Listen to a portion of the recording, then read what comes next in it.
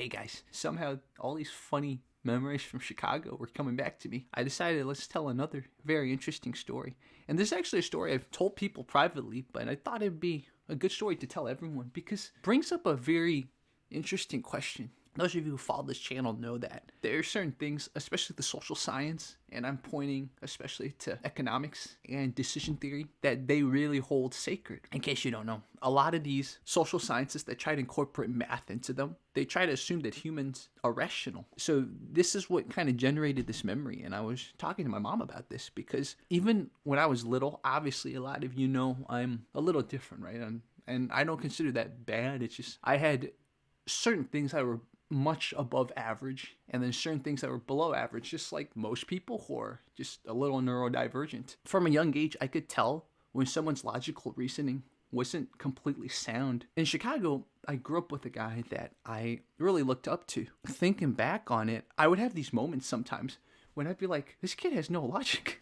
The reason I was thinking about this and why it goes into the question that we posited in the very beginning is that he still doesn't seem to have logic. After all these years, he's older than me, so he's an adult. He still doesn't have the logic that I noticed when I was a kid hanging out with him. So I'll just tell you the story. It's such a funny story. For those of you who remember the 90s, remember the first Mortal Kombat movie? It was so epic. This kid that was older than me that I hung out with, he and I saw the movie separately, so that we started talking about it. Remember when Scorpion fought Johnny Cage? That was one of my favorite fight scenes. You know, his get over here, and then randomly he brings Johnny Cage into whatever realm it's called. I don't think it's called the Shadow Realm. Brings Johnny Cage into a different realm, and they fight there on a pirate ship, basically. I actually just rewatched the scene to make sure I remembered completely correctly. And of course, my memory's not perfect. I remembered it slightly differently than what the fight scene actually was. How I remembered it doesn't matter because the logic was sound, and how he somehow didn't understand my explanation of the fight scene was some lasp of logic that I still don't really understand till this day. So I'll share this with you guys,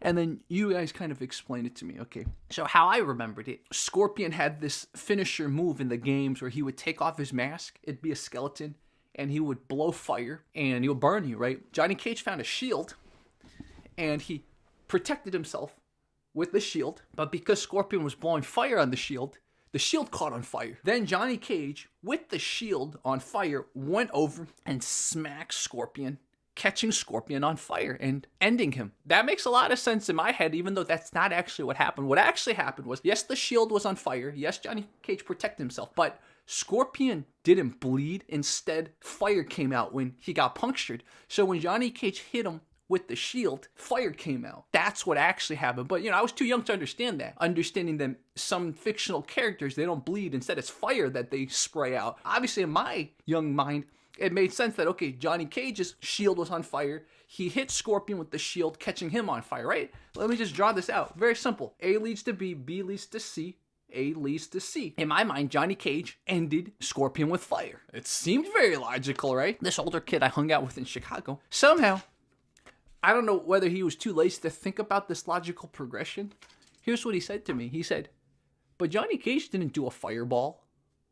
Even still this day, when I remember what he said, I still don't understand how somehow he got this progression wrong. Even if he was trying to tell me that I remembered it correctly, that's not what I said, right? I never said anything about Johnny Cage doing a fireball. But somehow, from this logical progression, and yes, it wasn't the perfect memory, somehow he thought I said Johnny Cage did a fireball. I was like, no. And I tried to explain it to him again, going through this progression. The shield was on fire, and then he went over, he hit Scorpion with the shield, which was on fire, and it caught Scorpion on fire, right?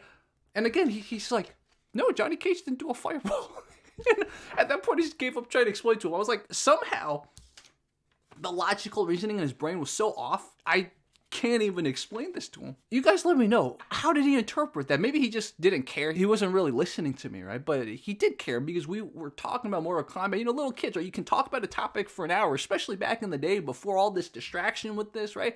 We were talking about Mortal Kombat for like 20 minutes before that, so we cared. My memory was slightly off, but it made logic sense. He must have either not wanted to follow my logic or he just couldn't follow my logic, or both. I mention this because he's still like this. After all these years, still like this. And I think about this kid. He's Asian. Got, I think, smart parents. Like, what happened there? What happened there? Was it his upbringing? Was it partly upbringing? Was partly the bad school system? You know, he completely grew up in America, unlike me, right? Was it nutrition, nurture-wise? Was it a mixture of all that? I don't know. He's still a guy that doesn't get basic stuff like this. That is a place for you guys to weigh in. How much of our voting population cannot get something simple like this? I'm being serious. I'm not trying to offend anyone. I'm not trying to assault anyone. I'm just asking for your opinion on this. How much of the general public, adult population that should be voting is not voting rationally and is not probably voting like our founding fathers thought about? Assume our founding fathers, despite all their faults and their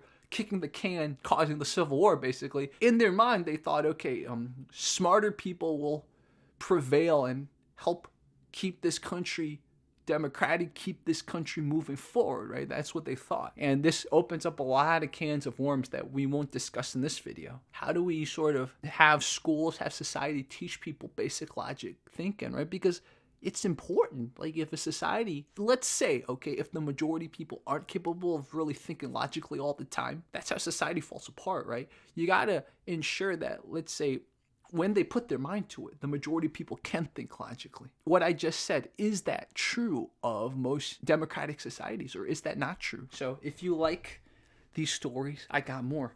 I almost wanted to tell this one too, but I was like, it's going to take me a little bit to explain this one. So, but this is another story about another person I grew up with who also is just not too intelligent. And doesn't mean he's not a good person. Doesn't mean he doesn't have a lot of redeeming factors, but he's not too intelligent. It's funny reflecting on people that I would have never considered unintelligent, because I used to not think that word was relevant, right? But as I get a little older, I realize there is something to be said about intelligence. And I'm not saying it should be the number one thing people prioritize or even the number two thing, but it does matter in a lot of people. So we'll talk more about this in the future. Okay, thank you so much for watching.